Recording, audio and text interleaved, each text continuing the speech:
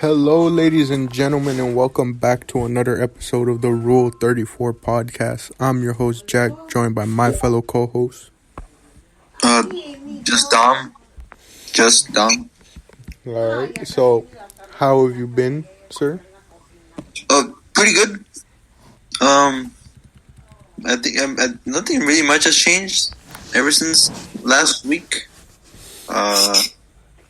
I might get my COVID vaccine today, if possible, maybe even tomorrow. So I'll see how that's gonna feel like. But yeah. Other than that, nothing else much has changed. Other than that, spring break is next week, I think. Right? I'm actually on my spring break now. Oh, okay. Yeah, for me, next week is my spring break. So I guess I'll have an entire week to myself, and I'm still gonna be working, unfortunately. But it is what it is. But other than that, nothing new has really come up. Yeah, that's definitely something I noticed is because we've been more consistent with putting out episodes now, you know? Yeah. Since there's not that long of a break, there's not much to say of, like, what was different between week from last week and now this week, you know? Yeah. But, how do you call it? There's always something going on, but I don't think we just, like, find it affecting us, you know? Yeah. Like last week, an entire, no, what was it? I think it was this week, an entire, like, earthquake happened in Japan. Oh, really? And because of it, yeah. And because of it, media stations, those who, like, display anime, like, had to delay, like, Attack on Titan and, like, other animes. And, like, so many fans got pissed off. Like, even Japanese fans themselves who watched the show got mad because the media people were scared of a little rumble. When the epicenter, or, like, the how do you call it, the center where the earthquake happened, like, was nearby the studio. And so to people comparing people who were nearby the center of where it happened compared to, like, fans that are overseas or far away from the area, they're completely, like, blindsided about the truth. Yeah. Which gets pretty pissed off. Yeah, I feel you. But yeah. Speaking of anime, I recently bought some manga to start building upon my manga collection. Interesting. You should buy a new shelf to, like, store them. Yeah, that was the biggest issue. Is I bought, because, like, at least with the silent voice, it was a box set, so it's in its own little like container. Yeah. But because the ones I bought, like, aren't boxes, like, they're all separately from different animes. It's like I ordered them, and then, like, soon after I looked at my area, and I was like, I don't have a place to store them. Interesting. Because, like, I don't know if you ever see those people, like, on social media where, like, they're, like, showing off their manga collection. They just have, like, these huge shelves just filled with it. And it's like, I wanted that, but then I look and I'm just like, I have no space for that. So, I don't know. I definitely do want to get more now after finishing the ones I have, but I need to also think about where would I even put them. Right. But anything else interesting going on in the world, though? In the world, I believe, like, huge tornado hit Texas, I think. Did it actually? Dang. I'm not sure if it was a tornado or just a storm. But it was pretty big. Not good. Yeah, see, the big issue with me is I don't look at any type of news, so I'd never know of any of this stuff. Oh, yeah. I just find all this stuff on Twitter. Like, on the trending page on Twitter. Yeah. Yeah. Usually they always have, like, big things going on. If it's not overfilled by Stan Twitter. Yeah. Wait, Jack, I wanted to ask your opinion on overpriced anime figurines. You know how sometimes I'm not sure if you ever get these ads on Instagram, but, like, they said, like, like a EJ anime store, and you could see the figures or whatever. And there's some figures going for like $250, $300, $400, $500. There's one of Megumi from Konosuba It's like a bunny suit, but it's like a super like basic sort of figurine, and it goes for around $500 on Amazon. Yeah. Would you pay $500,000 for a figure? Nope. No. Even if it was like your favorite character? No, bro. I've been wanting to get like some type of thing for Mikasa from Attack on Titan, and I've yet to find anything. Because it's either cheap and low quality, or it's good quality but so expensive that I can't even like justify buying it. Right. So it's like would you buy? Oh yeah. At this point, it's like I'm just looking at like small things. Like I saw like there was like a pin for $5. I'm like, that may just be what I have to get, since I can't afford anything else. Like the only anime figure I have is of Ochako from My Hero, and that one was relatively cheap, and I got it at GameStop during like the holidays, so it was even made even more cheap. Yeah. So it was like, I got that for like, I don't know, around $25 compared to freaking, and again, it's like you said, it's a basic figure, there's nothing much to it, like, the more expensive ones are, Right. I don't know, maybe. But I mean, I wouldn't see like getting a cheap, like bootleg figure. I wouldn't see it as bad. Well, it's not a bad thing, but it's just that for the most part, most of them are so bad quality that like, it's not even worth it. Like if you look at the reviews, like some people will say like, oh, like basically like it just doesn't match obviously the higher quality ones because it's cheaper. Yeah. I found this on eBay. Someone's selling a Mikasa figure for $8,000. Oh my god. $8,000, 888 with 88 cents. Yeah, I'm telling you right now, someone probably is buying that. Someone might buy it. There's people watching it too. That's the sad part about, resellers and overpricing things, is that people actually end up buying them, Yeah. And like it's so, I'm like, with the whole PS5 thing, how we talked about it months ago, how like we were saying, people are gonna end up paying for it just because they want it. When now look, it's almost like you rarely hear about people struggling to get PS5s now. I mean, still though, even to this day, how do you call it? Like, ever since it's released back in November, like people are still struggling just to get one. But it's not at the level of when it first came out.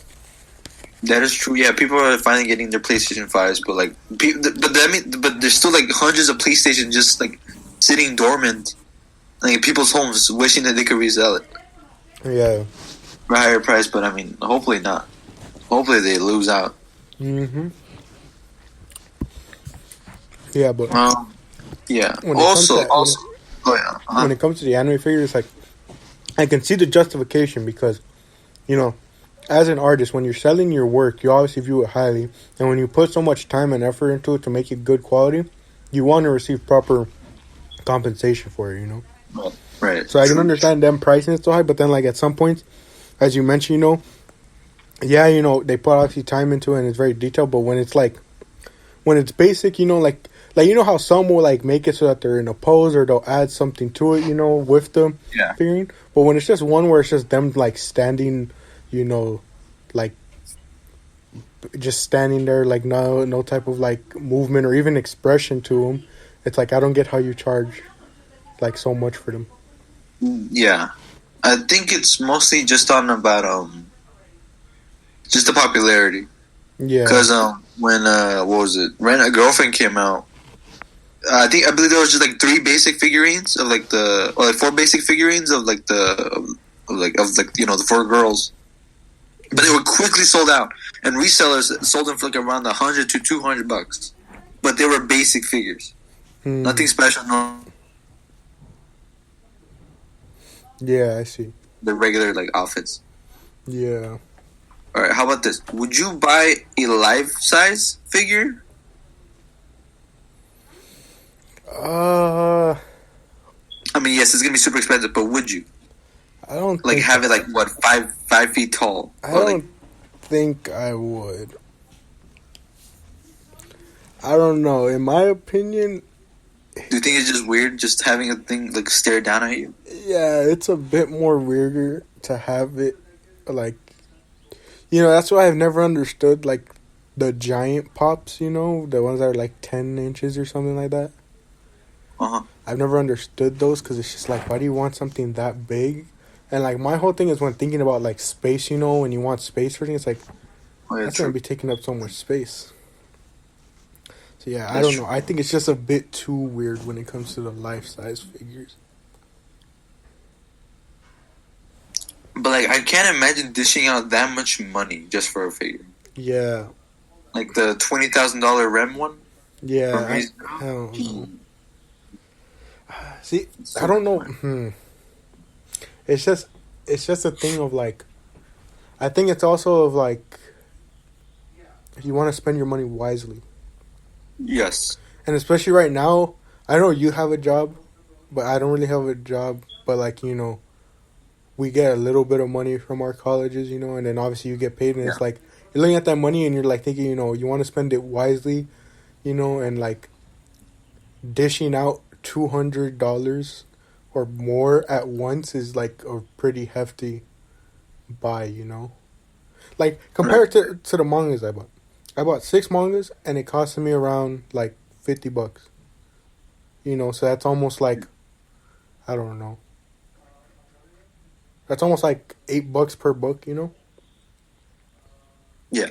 So it's like, it's easier to dish it out when it's multiple things, where it's like, if you're only spending on one thing, like, that sets you back months at that point, Because, like, it's going to take you months, like when you think about it, like, with a job, it's going to take you months to get that money back that you had, And then you obviously, you can't plan for the future, or you won't know what's going to happen in the future. It's like, what if you're going to end up needing those, like, $500 later on, True.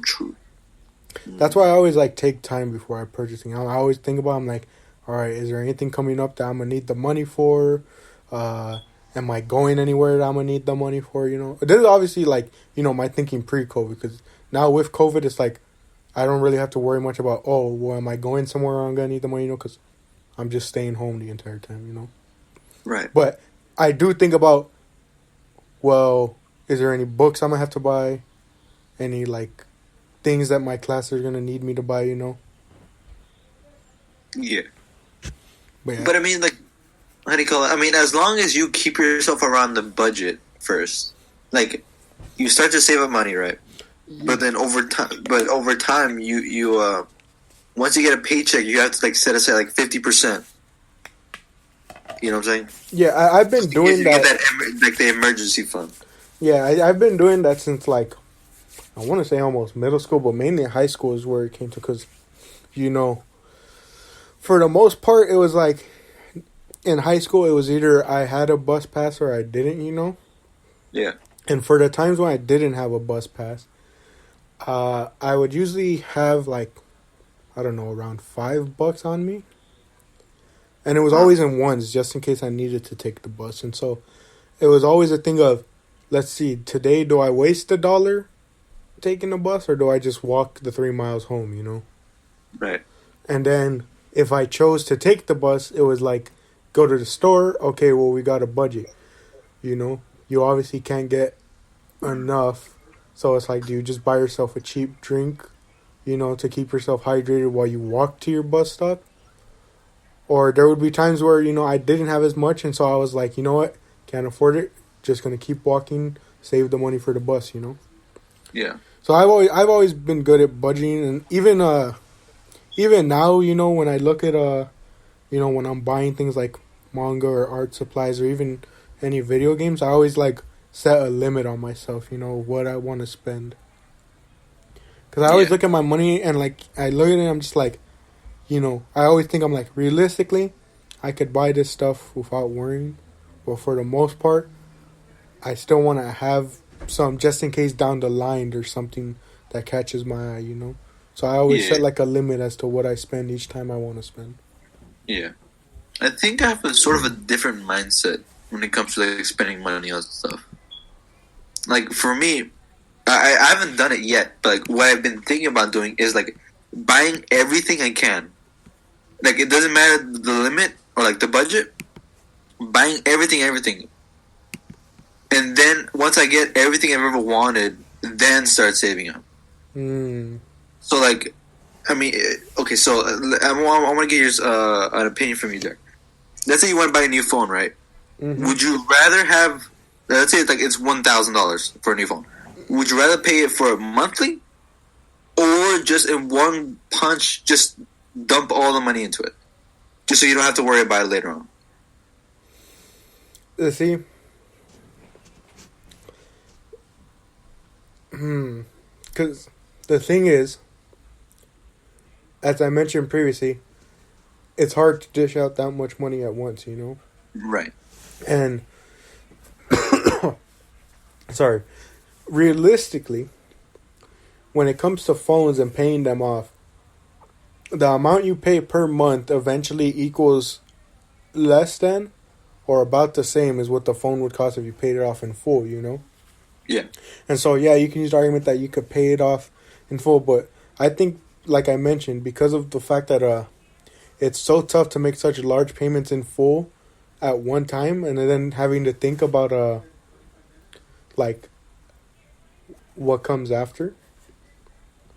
I don't know if I would necessarily, like, when it comes to phones that expensive, I don't know if I would pay for it in full. I think what I would do is maybe like do a month or two of paying like the monthly, you know, to pay it off. Yeah. And then if I start noticing that I still have the money left over for like to fully pay it off, and like I can afford to fully pay it off, then I would do it.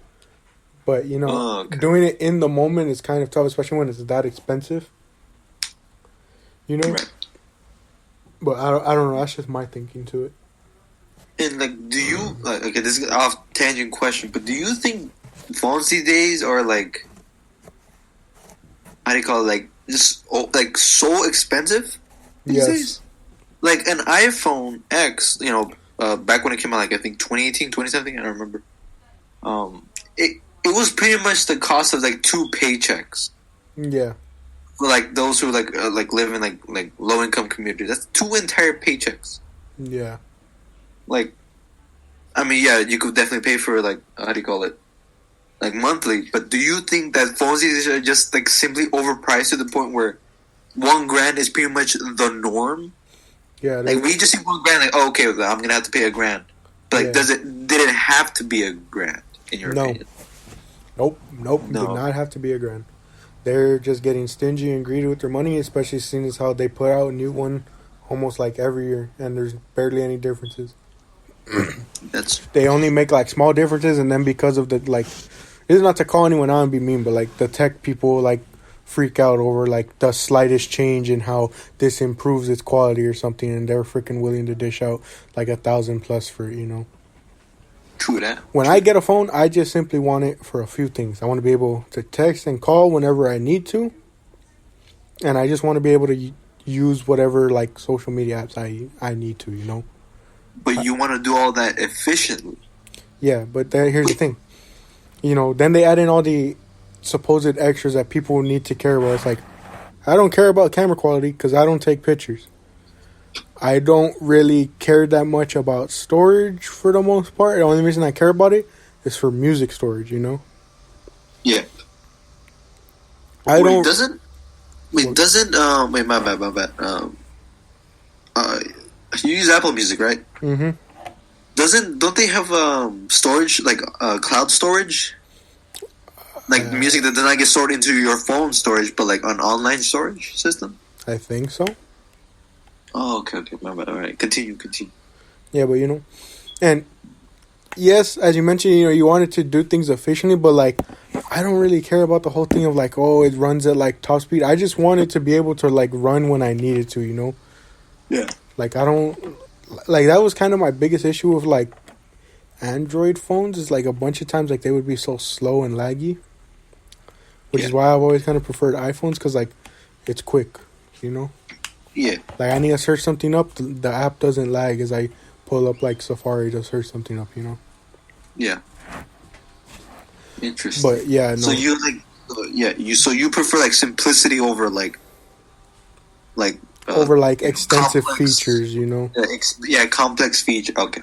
Because like that's the only reason they're able to price these so high is like they they put out like these features and they're just like, oh, it's so like innovative and new, like that's what justifies it having this price tag. When in reality, you look at it, it's like, no, there's nothing you can put on this phone that would justify a 1K price tag, you know. Yeah. And especially when you're putting them out yearly, it's like someone just got the new phone last year, now you're expecting them to dish out another 1K.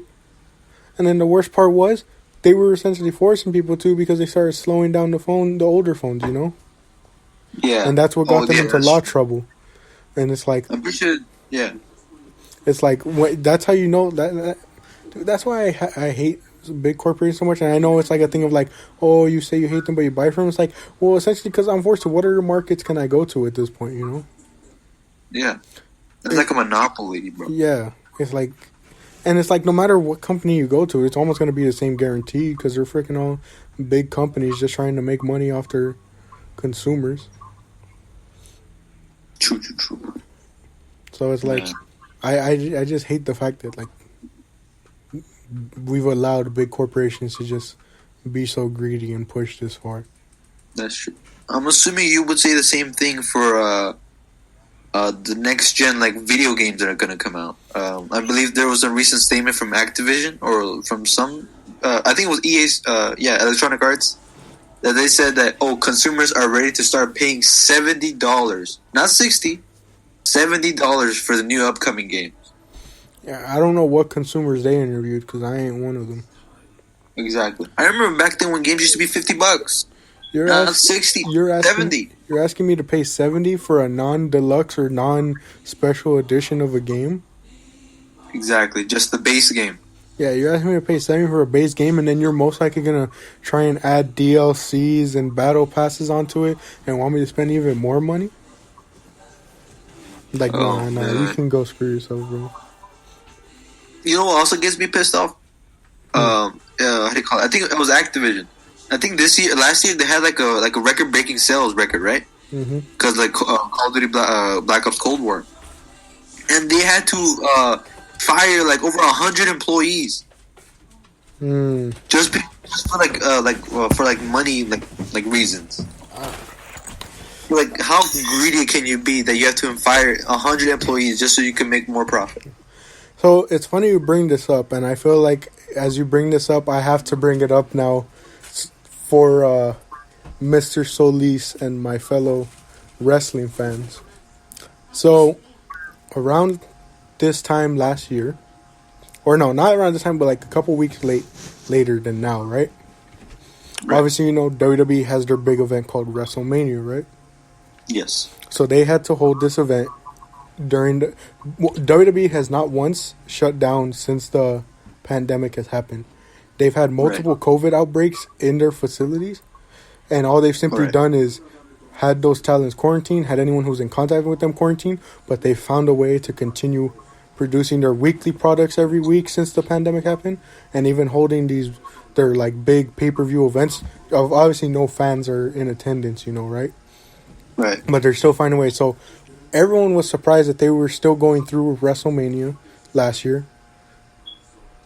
And they had this event, and it actually received pretty well reception, you know, from obviously their fans for putting on such a good show despite like the situation at hand. Right.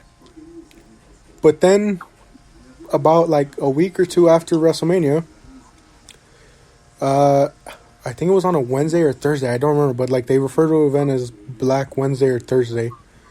WWE let go of over 100 of their wrestlers and employees and stuff and backstage producers. Simply, as you mentioned, like Activision did, for the money. Really? During a pandemic when wrestling work isn't guaranteed, other than, you know, for WWE, because they were somehow able to get a pass, you know. But when other promotions and like the independent promotions are shutting down, so there's not that much, you know, work out there for a lot of these guys, they cut a bunch of them and stuff, and it was in order to save money, right? Right. And then as each quarter went on, all you heard were reports of WWE making record profits and record profits and record profits. And so you just look at that and you say, gee, really makes you think you really had to cut all those employees just to save yourself a couple million and end up making it back like so many times over. And Now, like the dude, now the only reason I'm not as bitter as most, because like a lot of fans still bring this up to them despite it being almost now a year later since it's happened. It's gonna be a year later in like April, I think. right? But the only reason I'm not like yes, it was such a crap thing for them to do. But the only reason I don't like hold it over their heads that much anymore is that for the most part, everyone that got released was able to find work other places. Oh, okay. Like they were able to find work in different companies and stuff. And like obviously it's not to the level that WWE pays them, because WWE is like the biggest wrestling company in the world.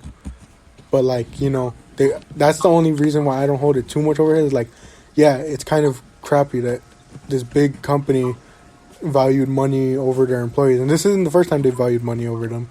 But like, I'm just happy that a lot of people that were let go were able to either get jobs back with them, because some of them were just furloughed, you know, so that they were told, oh, we're letting you go, but we'll probably bring you back at a later time when we have the money, you know, quotation marks.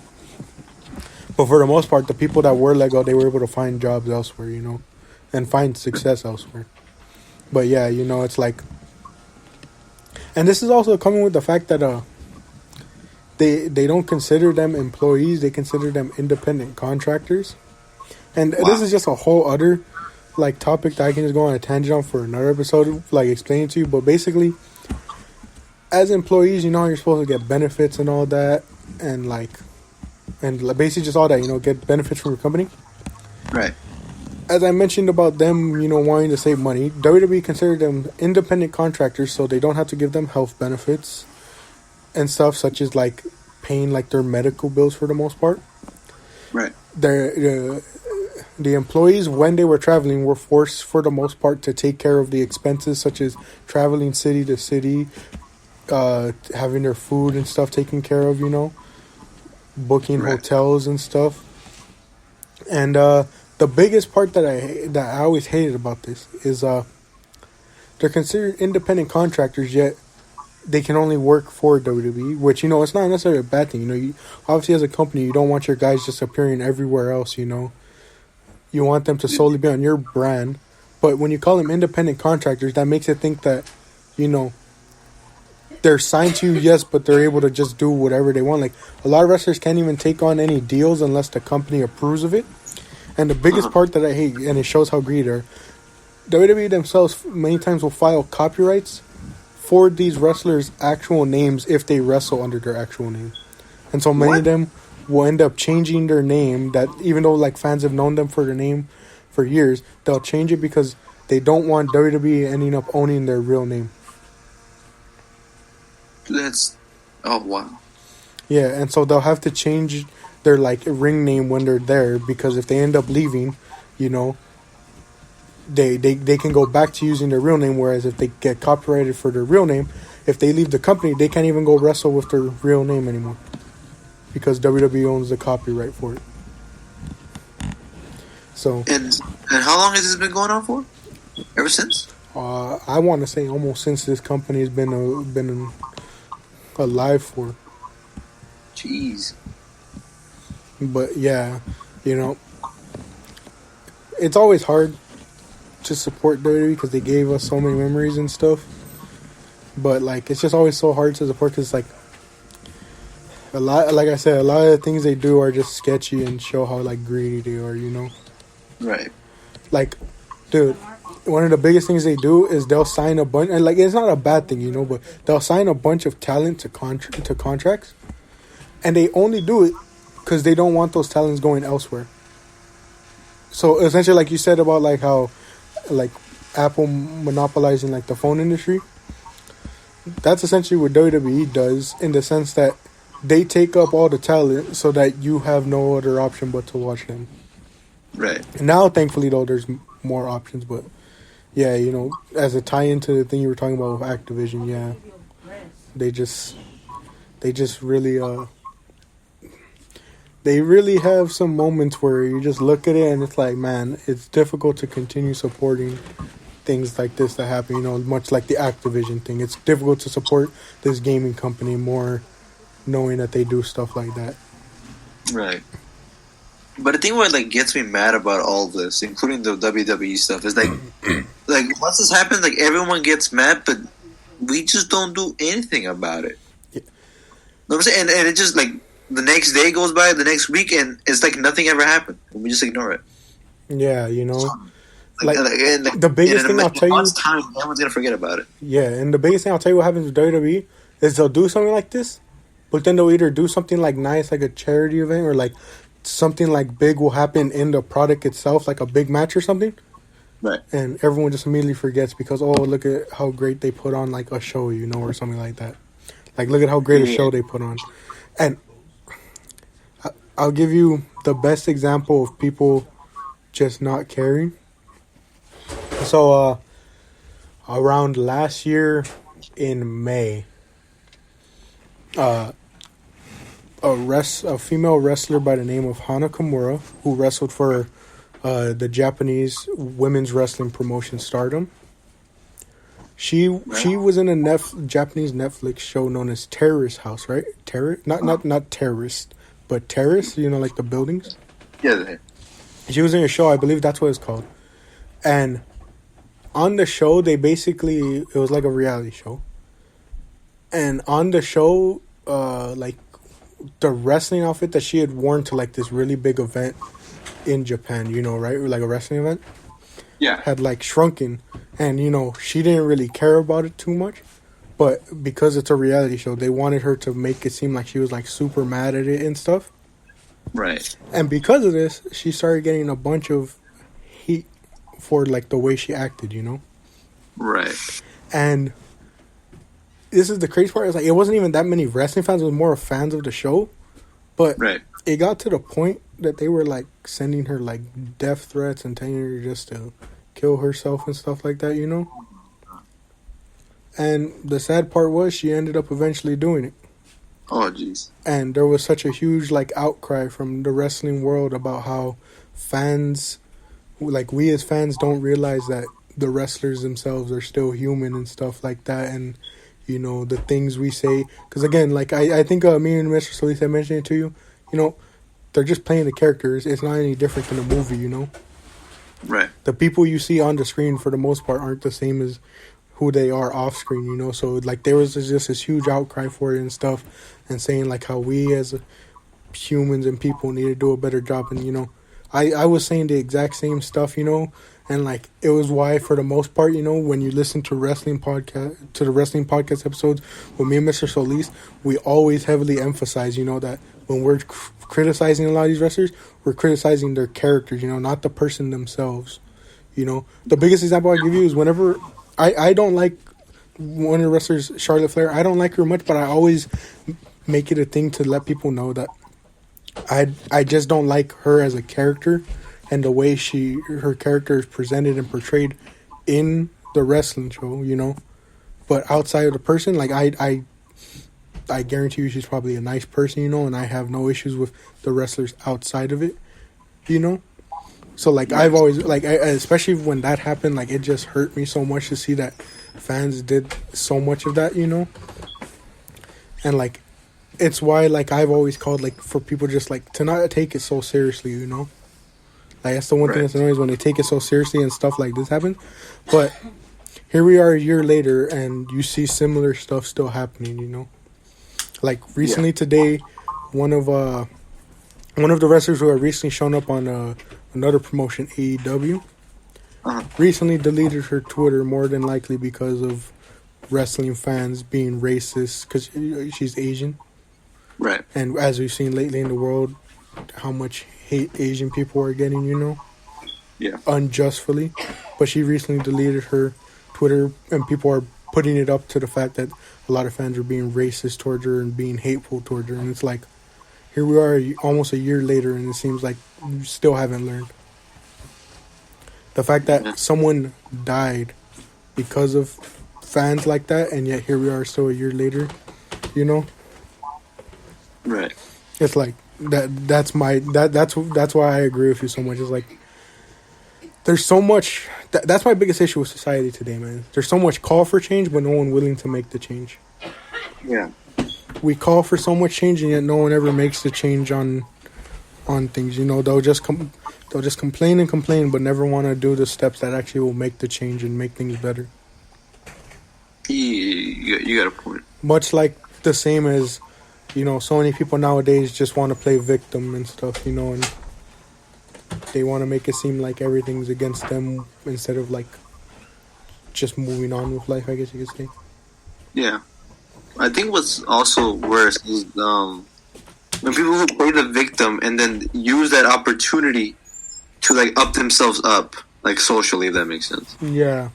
Like I like there's like Instagram accounts like talk about like abuse of like a certain individual, and they keep like saying, "Oh, share this, share that," to spread awareness, which gets them like views and likes, but in reality, it does nothing to like help the actual victim, and it just helps the Instagram account like grow.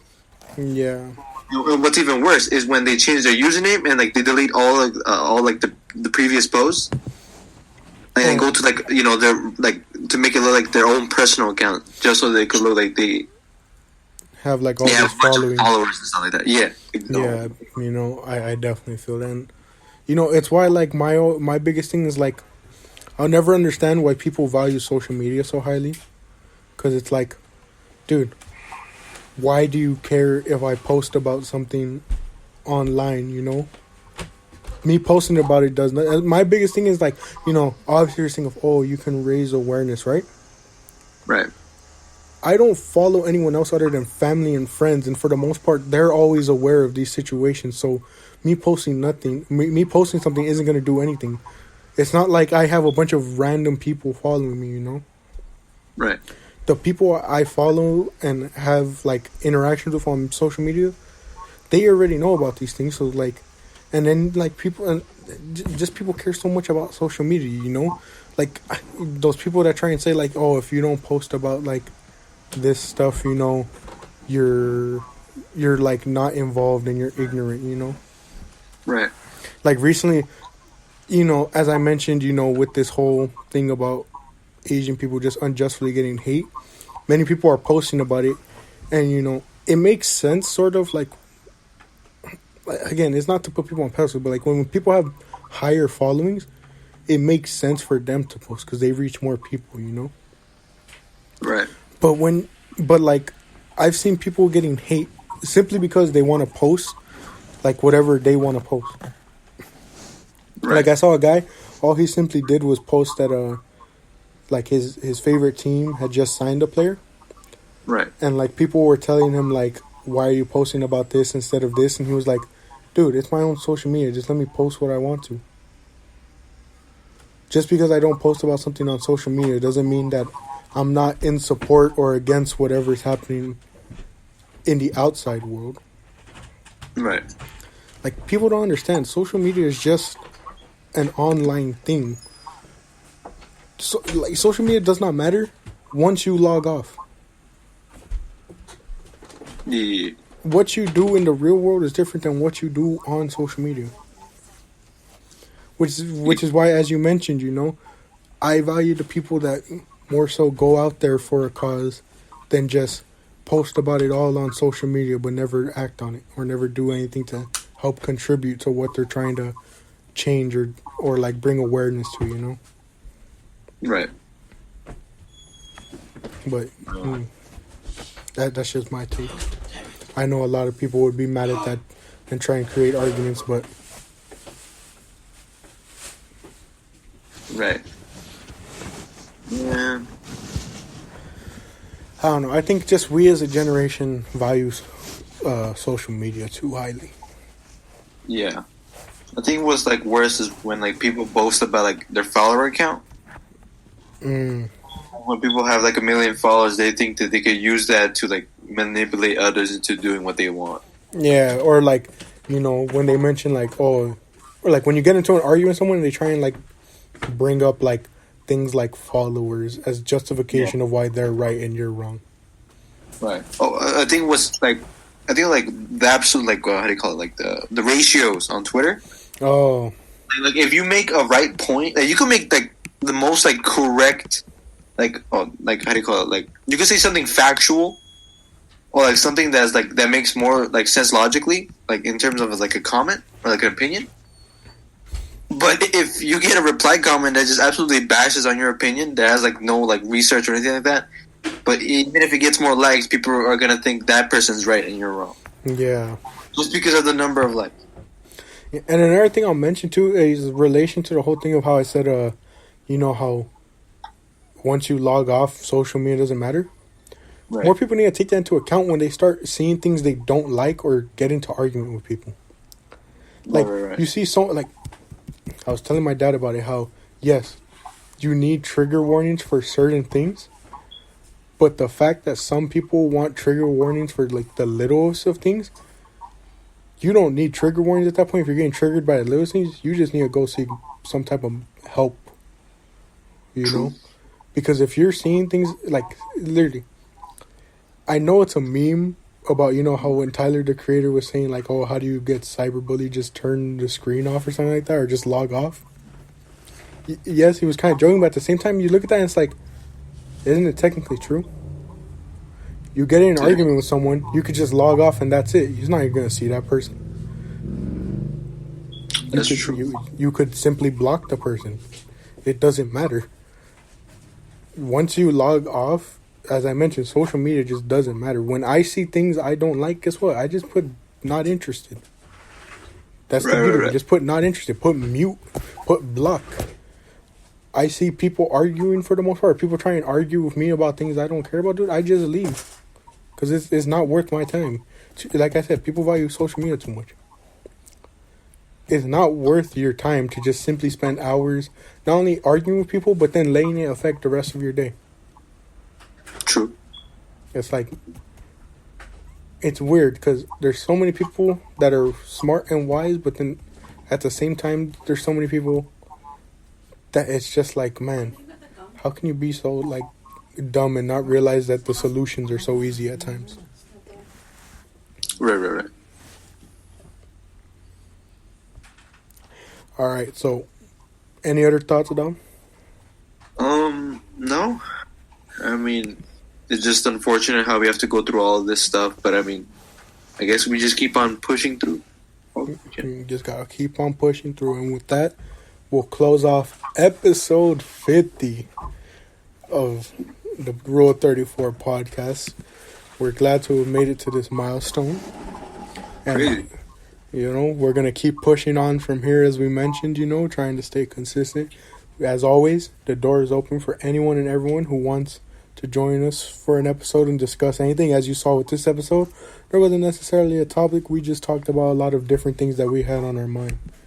But so we want to thank you all for joining us for another episode of the Rule 34 podcast. And remember, if it exists, we have an opinion on it. Thank you all, and we'll see you in the next episode.